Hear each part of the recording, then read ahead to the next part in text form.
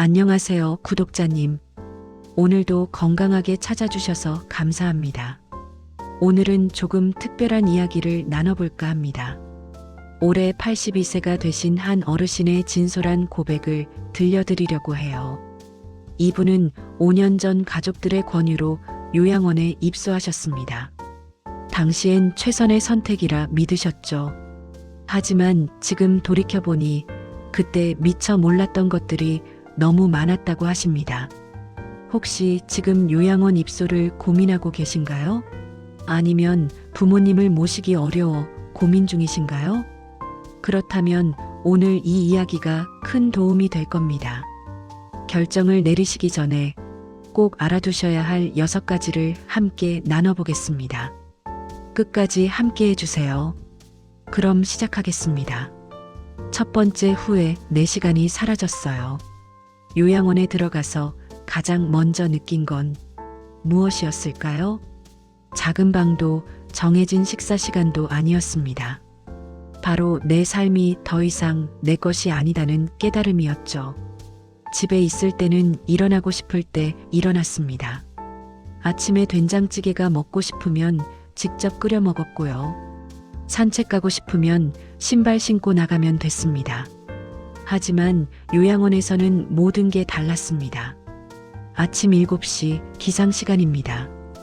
배가 고프지 않아도 8시 정각에 식사가 나옵니다. 오늘 메뉴는 미역국과 나물 반찬.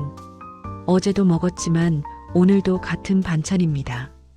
오늘은 김치찌개 먹고 싶은데 이런 말은 할 수가 없었어요. 주방에서 정해진 식단표대로 나오니까요. 산책을 나가고 싶어도 마음대로 나갈 수 없습니다. 간호사에게 말씀드리고 보호자가 있어야 하고 시간도 정해져 있습니다.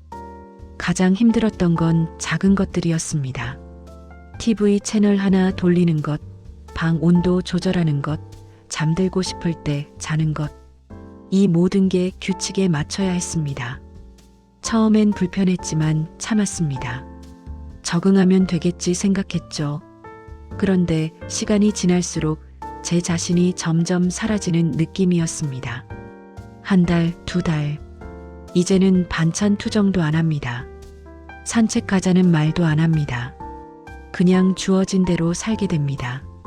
그게 가장 무서운 겁니다. 두 번째, 후회. 점점 잊혀진다는 것. 처음 요양원에 왔을 때 가족들이 약속했습니다. 엄마, 일주일에 한 번은 꼭 올게요. 할머니, 주말마다 놀러 올게요. 그 말을 믿었습니다. 처음 1달은 정말 그랬어요. 딸이 일주일에 한 번 왔고 손주들이 주말에 얼굴 비쳤습니다. 그때는 그래, 이 정도면 괜찮네 싶었죠. 하지만 계절이 바뀌고 석 달쯤 지나니까 달라졌습니다. 일주일에 한 번이 2주에 한 번으로, 그러다 1달에 한 번으로 줄었습니다. 손주들은 학원이 바빠서, 딸은 회사 일이 많아서, 전화는 자주 온다고 하는데 통화는 5분을 넘기지 않습니다. 엄마, 괜찮으시죠? 잘 지내시죠? 식사는 잘 하시고? 네, 저도 바빠서 또 연락드릴게요. 명절이 제일 힘듭니다. 다들 올게요 하지만 막상 그날이 되면 사정이 생깁니다. 장거리 운전이 힘들다고, 아이가 아프다고, 갑자기 일이 생겼다고. 그럴 때면 복도 끝 창가에 앉아서 주차장을 바라봅니다. 혹시 우리 딸 차가 들어오나, 손주가 뛰어오나. 옆에 계신 김할머니도 똑같습니다. 우리 아들이 오늘 온대. 하지만 그 아들은 석 달째 안 왔습니다. 가족들이 나를 안 사랑해서가 아닙니다. 나쁜 사람들이어서도 아닙니다. 그냥 눈에서 멀어지면 마음에서도 멀어지는 게 사람입니다. 그게 서운하지만 이해도 됩니다. 하지만 그 외로움은 정말 깊습니다. 세 번째, 후회. 살아갈 이유가 사라졌어요. 집에 있을 때는 매일 할 일이 있었습니다. 아침에 일어나면 베란다 화분에 물 주고, 김치 냉장고 열어서 반찬 확인하고, 시장 갈 계획 세우고, 작은 일들이지만 그게 다 내일이었습니다. 그런데 요양원에서는 그런 게 하나도 없습니다. 아침밥도 나오고 청소도 해주고 빨래도 해줍니다.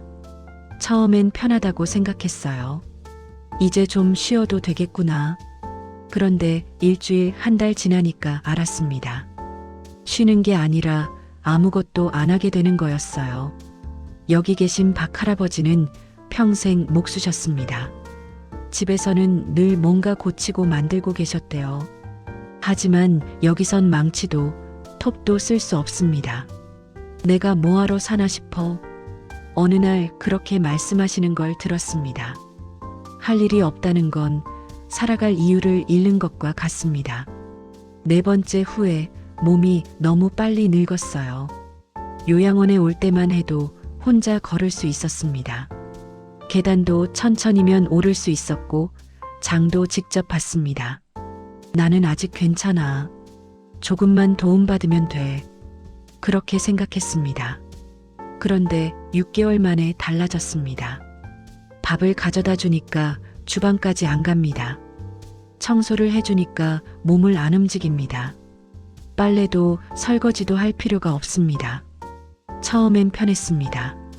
하지만 3개월쯤 지나니까 의자에서 일어날 때 다리가 후들거렸습니다. 복도 끝까지 걷는 게 힘들어졌습니다.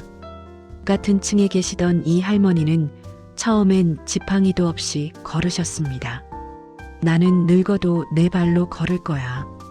그렇게 말씀하시며 매일 산책하셨어요. 그런데 어느 날부터 보행기를 쓰시더니 몇 달 후엔 휠체어에 앉아 계셨습니다. 언제 이렇게 된 건지 모르겠어. 10년은 늙은 것 같아. 그 말씀이 제 얘기 같았습니다. 몸은 쓰지 않으면 녹습니다. 요양원에서는 모든 게 편하게 되어 있어서 굳이 움직일 필요가 없습니다. 그게 문제입니다. 한번 약해지면 다시 강해지기가 정말 어렵습니다. 5번째 후에 나만의 공간이 사라졌어요. 집에 있을 때는 당연했던 것들이 있습니다. 내 방 문을 닫으면 그 안은 온전히 내 공간이었습니다. 아무도 허락 없이 들어오지 않았죠. 하지만 요양원에서는 다릅니다. 노크는 하지만 대답을 기다리지 않고 들어옵니다. 할머니, 약 드실 시간이에요. 혈압 재겠습니다. 저녁 식사 나왔어요. 물론 다 필요한 일입니다. 하지만 매일 하루에도 몇 번씩 문이 열립니다. 혼자만의 시간이 거의 없습니다.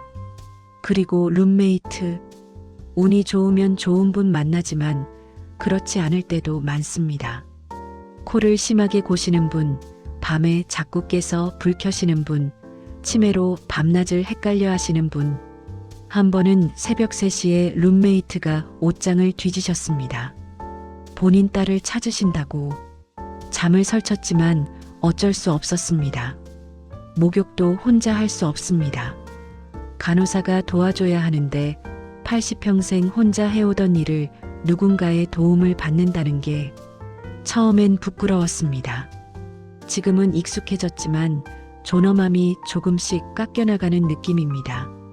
6번째 후에 나가고 싶어도 나갈 수 없어요. 처음 요양원에 왔을 때 스스로에게 말했습니다. 일단 한번 해보자. 안 맞으면 나가면 되지. 하지만 그게 생각보다 어렵습니다. 집은 그대로 있지만 관리가 안 됩니다. 보일러 고장 나고 먼지 쌓이고 자식들이 엄마 집 정리할까요? 라고 합니다. 그러다 집을 정리하거나 새를 놓으면 돌아갈 곳이 없어집니다. 그리고 몸도 예전 같지 않습니다. 6개월 전엔 혼자 살 수 있었는데 이제는 자신이 없습니다. 계단 오르기도 무섭고 요리하다 가습을 끄는 것도 불안합니다. 자식들도 말립니다. 엄마, 혼자 계시면 위험해요. 여기가 안전하잖아요. 안전하긴 합니다. 하지만 행복하진 않습니다. 여기 계신 분들 중 잠깐만 있다 나갈게라고 하셨던 분들 많습니다. 하지만 5년이 지나도 계십니다. 한번 들어오면 나가기가 정말 어렵습니다. 마무리. 여러분, 오늘 이 이야기를 왜 드렸을까요? 요양원이 나쁘다는 게 아닙니다. 정말 필요한 분들도 계십니다. 24시간 의료 케어가 필요한 분, 치매가 심해서 집에서 돌보기 어려운 분. 하지만 선택하시기 전에 꼭 생각해 보셨으면 합니다. 정말 지금 들어가야 하나? 조금 더 집에서 버틸 방법은 없을까? 요양 서비스는 알아봤나? 주간 보호센터는 어떨까? 지금 가진 것들 내 방, 내 시간, 내 자유 한번 내려놓으면 다시 찾기 어렵습니다.